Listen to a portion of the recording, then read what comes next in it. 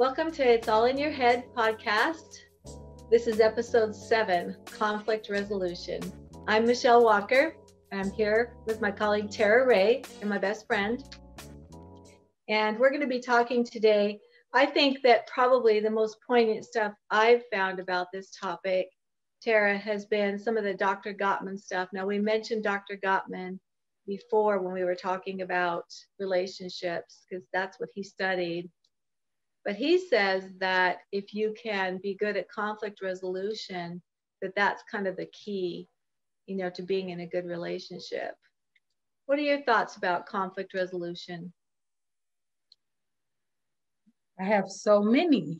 I think that I agree that being able to resolve conflict is probably going to be the basis of even outside of romantic relationship, friendship relationships, familiar relationships also. Yeah, I think that that's true. So the stuff that I really like that I teach people from Dr. Gottman's work is that he says that timeout can do wonders.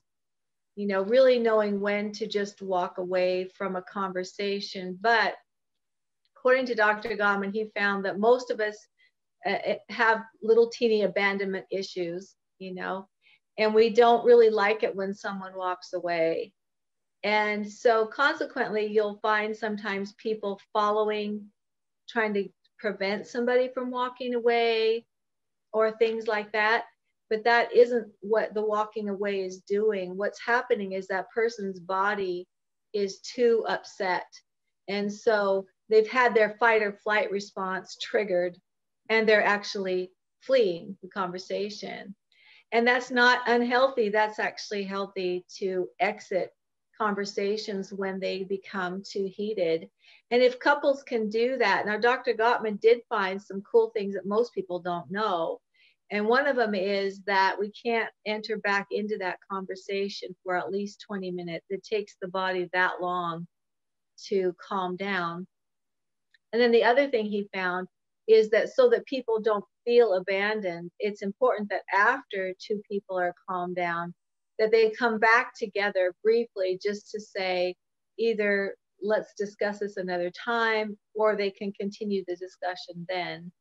But it's important to check back in after a person has taken a time out so that whoever it is that you're communicating with doesn't feel abandoned. And that's the part that I like, is that initial thing, the timeout thing. What are your thoughts on that, Tarra? I think that's important. And I think that even if you think about it in other contexts, like say something happens at work, most of the time when someone has conflict at work, one person just chooses to never bring it up again, especially if it's an issue, maybe supervisor to supervisee, and there's a disagreement of some sort.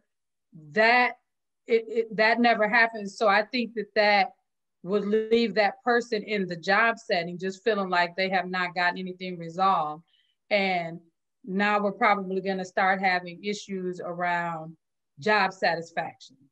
Mm-hmm. Yeah, that's really true, because that's a different dynamic with our boss, because it's more of a tipped dynamic where one person is in charge and the other one is the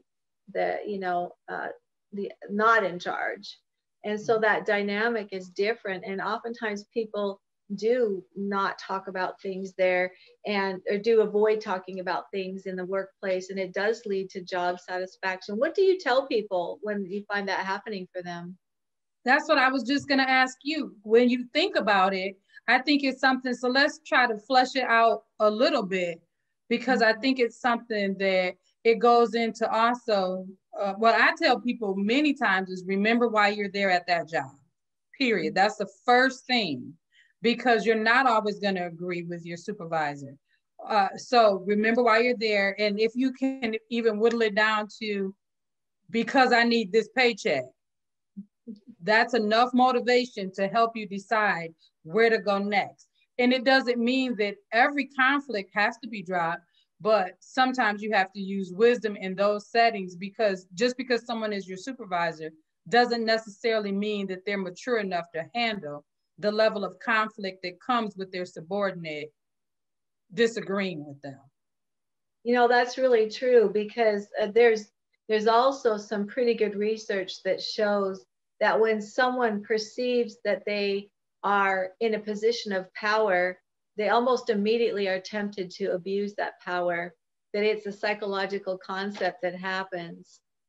And yeah, so when I was growing up, I think I told you that my mother was Mormon when we were growing up. And I don't know if this is in Mormon scriptures or in the Bible, but it says that as soon as a man gains power as he perceives it, he will immediately exercise unrighteous dominion over it. Wow. I believe that comes from, you know, the doctrine of the Mormon church. But it's kind of really true that you're right. Not everybody who is over you in a supervising setting really knows what they're doing or has the maturity to be there necessarily. And so what you're saying, what I'm hearing you say, is that we have to pick and choose whether or not to bring something up in that setting and in that situation. And some people don't know that balance, so they're fighting everything. Every battle. And we know people, if you've worked in a setting that's not your own, you have coworkers, that we all know people who do that. Everything is a battle. Everything is their soapbox moment.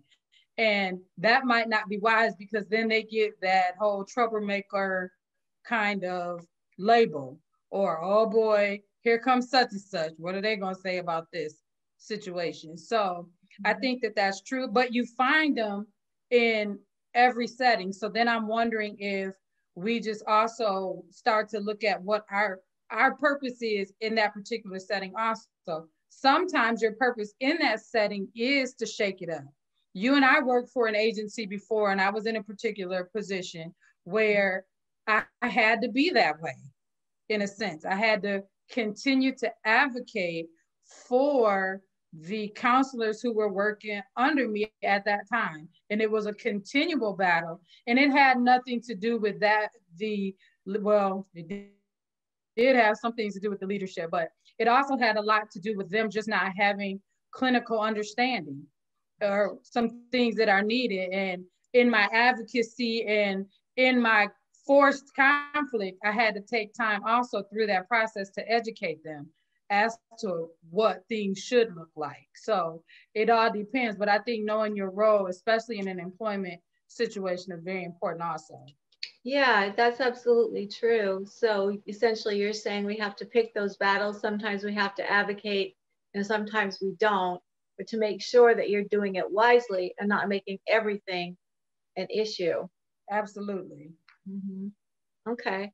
And then the next thing that I really like about when Dr. Gottman talks about conflict resolution, he says that it's really important to make an appointment with somebody when you're going to have a conversation that is resolving conflict, because they're difficult conversations and it isn't fair to hit somebody with it without warning. Now, I think this could resolve a whole lot of friendships, marriages, you know, relationships too, is if people just understood that before you're going to have a difficult conversation with someone, you make sure the setting is right. Like you can't call somebody while they're at work and say, I want to talk to you, you know, right. or you can't, if they're hungry, just go home from work and they're tired. That isn't the time to hit them with a difficult conversation. And it's okay to just say something like, there's something on my mind I'd like to talk to you about. Is now a good time? It can be something as simple as that. And if a person allows the other person just a minute to psychologically prepare themselves for a conflict conversation, it tends to go better, just because they know that they need. Sometimes people will get defensive ahead of time, and we hope that doesn't happen. But our ideal is that as we tell people that there's something I need to talk to you about, is now a good time, or when can we talk about this, that both people have in mind their manners, so to speak. I know this is going to be a little more difficult, and therefore I have to put more of my emotional manners in place because for this conversation. It reminds me of when Serge and I were dating. And I'm going to tell people this because we're probably going to do a dating episode somewhere along the way. But when you're dating somebody, the first 5 or 6 months are like heaven. They're always blissful. There's all these hormones firing in the brain. And then about 5 or 6 months later, your brain gets used to all those bonding hormones is what they're called. It gets used to those hormones firing and your brain settles down. And suddenly you can see the other side of that person. Now we all have it. We all have a good and a bad side. And people will say to me, suddenly that person changed. Well, that person didn't change, you know, you just were able to see another side of them. And if couples can, and friendships even, if people can talk through that second part there of the first year of their relationship, if they can really talk through what's come up, because that's where the things you're going to have conflict in start to arise. So we were in like that second 6-month period of our relationship, and conflict was starting to arise.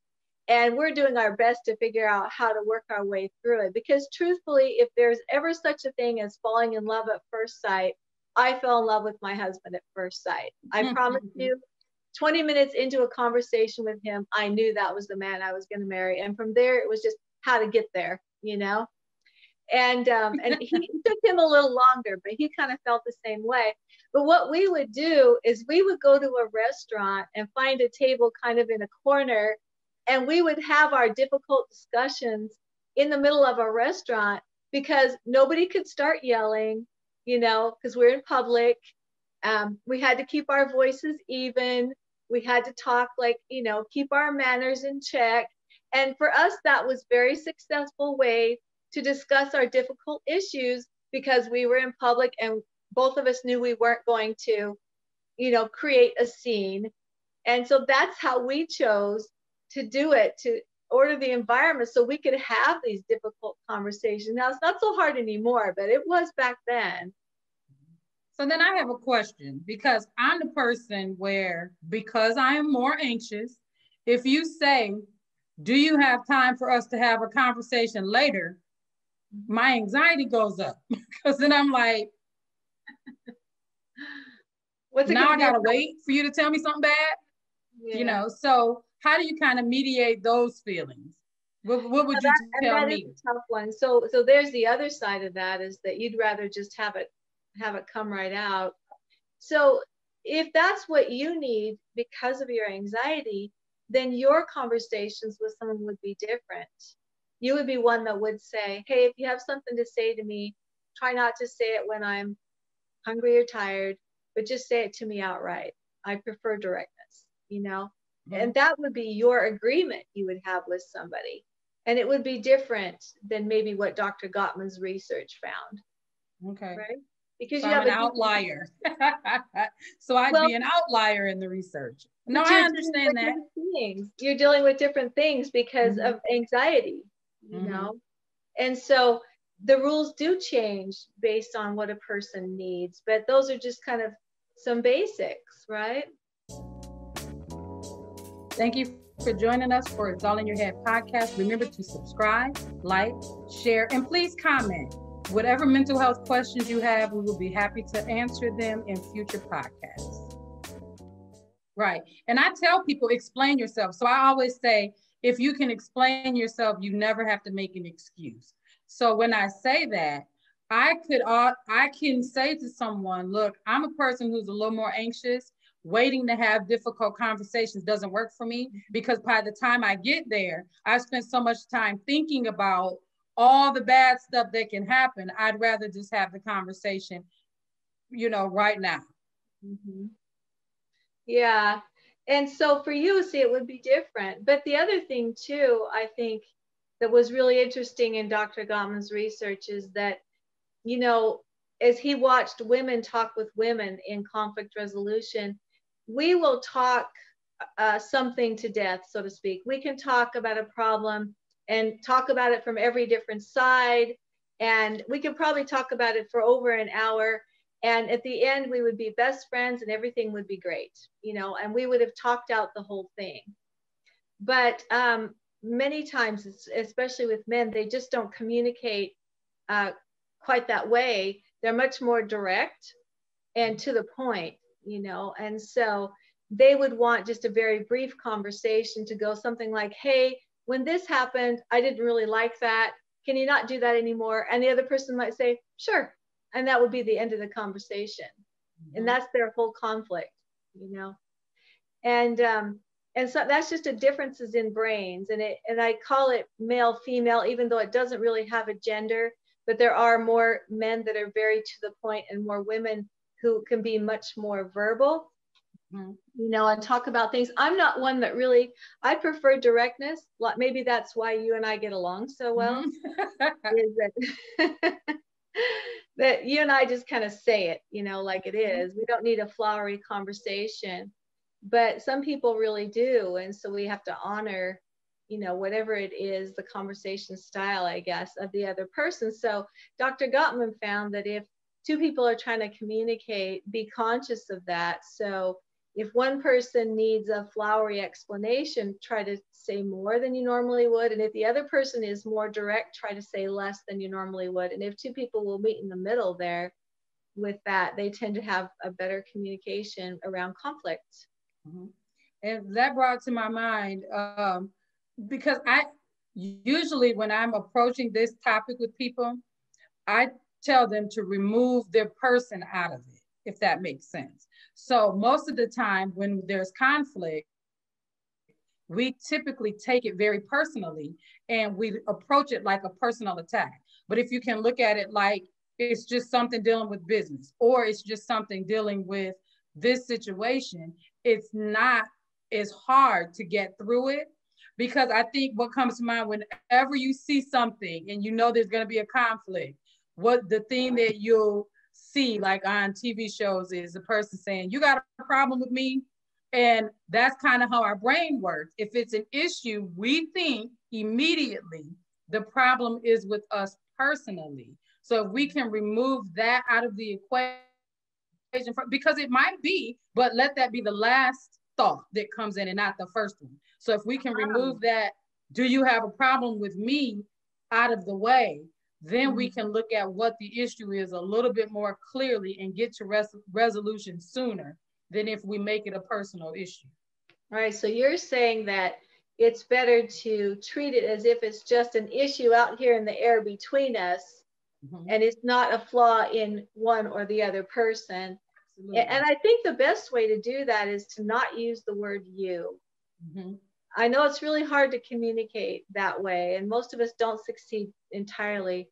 But instead of saying, when you did this, I like to say to my husband, when I saw that or when I heard that, you know, when I heard this, I felt really hurt by it, and this is what I'd like to see. Or when I saw that happening, so when I saw it or heard it, not when you did this or when you said that, because that word you kind of, especially at the beginning of a sentence, it kind of has a way of sounding like a blame. Mm-hmm. And as soon as a person feels blamed, they just kind of shut down. They put up their own walls, and then pretty soon people are talking to each other's wall and not really to each other. Mm-hmm. What are your thoughts on that? And I agree. And I also find a lot when people are trying to communicate through conflict, they do a lot of listening to respond. It's not really, I'm hearing you. I just want you to shut up so I can say what I got to say.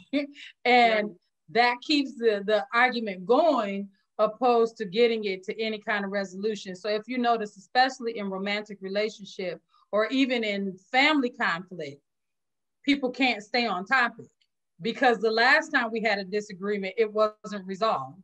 Then the time before that, it wasn't resolved. Now here we are at number 3, and now we're going to talk about 3, 2, and 1. And that happens a lot. Yeah, so what you're saying, and you know, the best way to do that is to just repeat back what you heard somebody say and try not to change the key words, because words can mean something different to different people. So if my partner says to me, I felt really offended when you said this and this, I can say, oh, so you felt really offended when I said blah blah blah. Try not to change the wording that the other person used. And so, because I think that when we do change the words, sometimes other people perceive we've changed the meaning of what they've said. Mm-hmm. And that we're now not validating their feelings. We're still bringing us back into it. Exactly. I like to say a lot, if you step on my toe, you can't look at me and say, or if you step on my toe and I say, ouch, you can't look at me and say that didn't hurt. You've got to validate the feelings that I'm bringing forward. Now we can discuss why you don't think they're as valid or what you meant, but that whole concept of impact versus intent is very important. Oh, okay.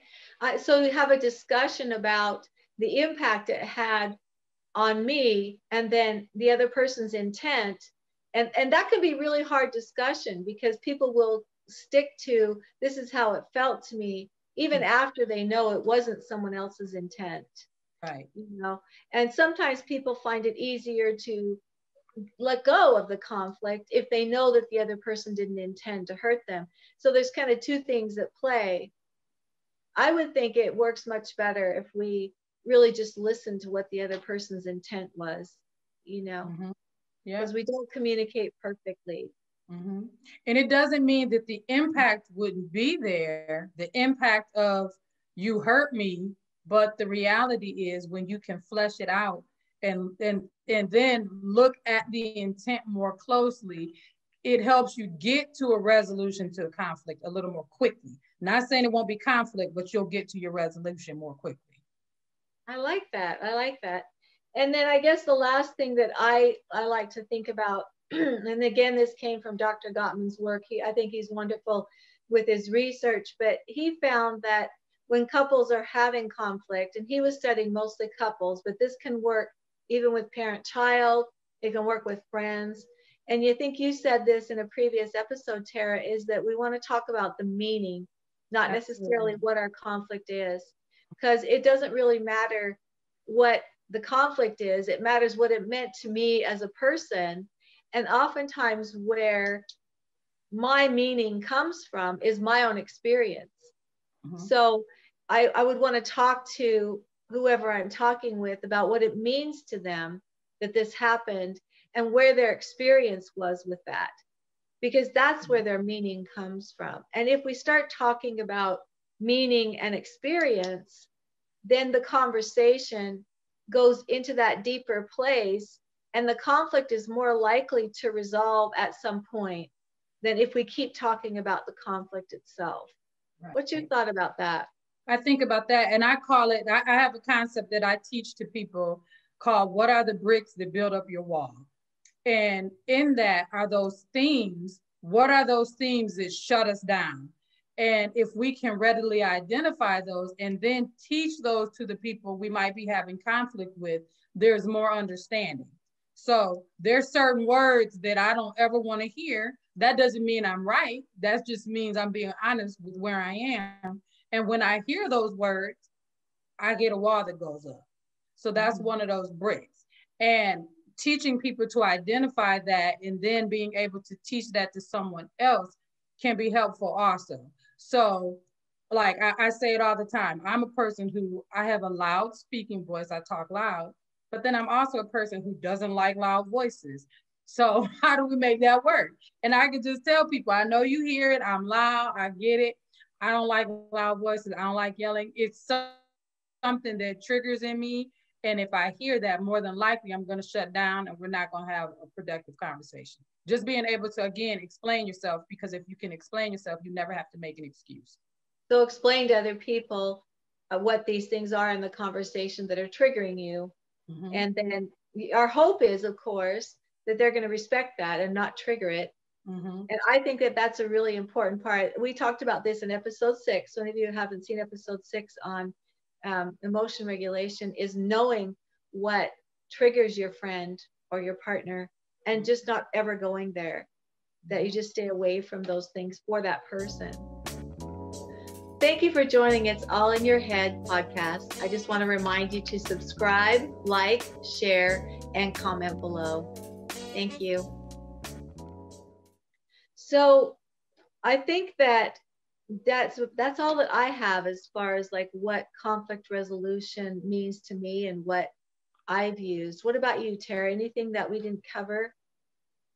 I think that we've covered it, and just remembering that we call it conflict resolution because it can be resolution to the conflict. So keeping things unsaid and not working on certain things is going to probably keep a conflict going, opposed to if you go ahead and put in the work in the beginning and just kind of flesh it out, that is going to be more helpful than shutting down, stuffing it, or waiting and stacking things on top of each other and talking about everything every time there's a conflict. Yeah. Well, and that reminds me too of one of the important things in Dr. Gottman's research is he found that with any given person on the planet, about 69% of our issues can never be resolved. It's basic personality differences. So that's a high percentage of things that can't be resolved. And oftentimes, I think if people understood that these things can't be resolved, they would approach them differently. And now that doesn't mean they don't somewhere down the line find a compromise. They do. But if we know that it'll never be a perfect compromise and it's always going to be a matter of discussing it until there's a compromise each can live with, then we would stop trying to discuss things until there's a resolution. Don't stay up till 3 a.m. discussing something because it isn't resolvable right away. But what Dr. Gottman found is that as couples just respectfully talk about their issues, over time they naturally start drifting together. As far as marriages and relationships go, and love relationships, they'll naturally drift together as long as they talk respectfully about how each person feels and its meaning and experience that they're talking about.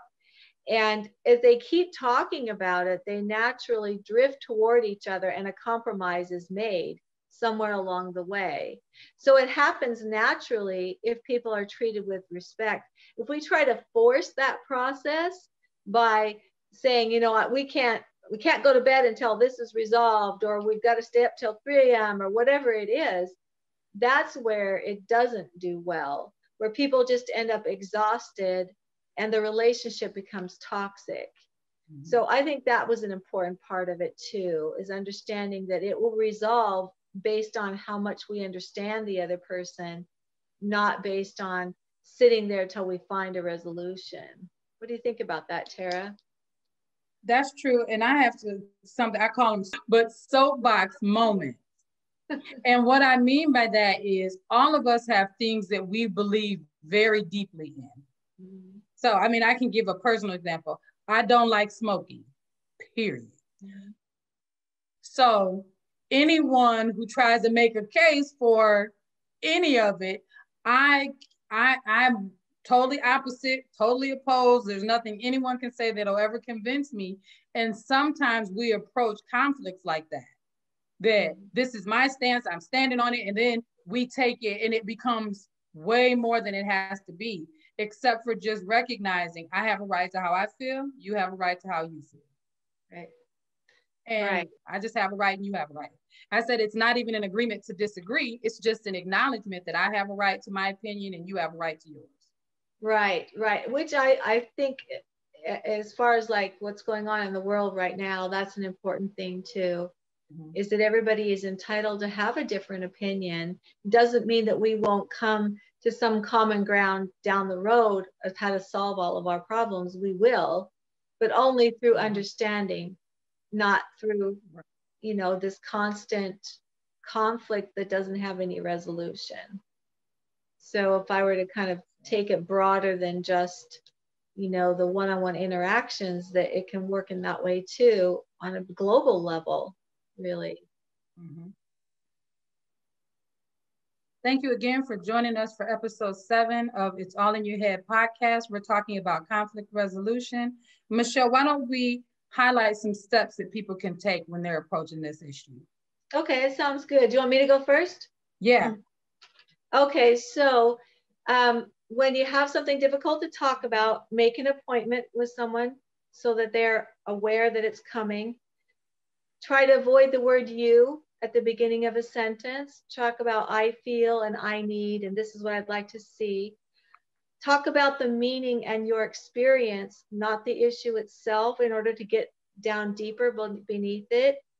And then remember that, according to Dr. Gottman anyway, 69% of your issues can't be resolved.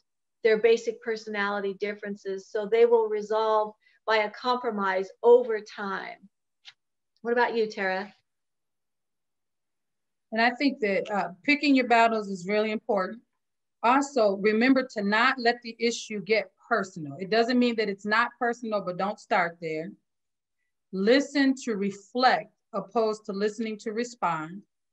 And people with anxiety or other issues might deal with conflict resolution a little bit differently than other people deal with it. Right. Okay, fantastic. Thank you for joining us again for It's All in Your Head podcast. And remember, mental health matters. And if you don't deal with your stuff, it's going to deal with you. Bye. Bye-bye. Everybody.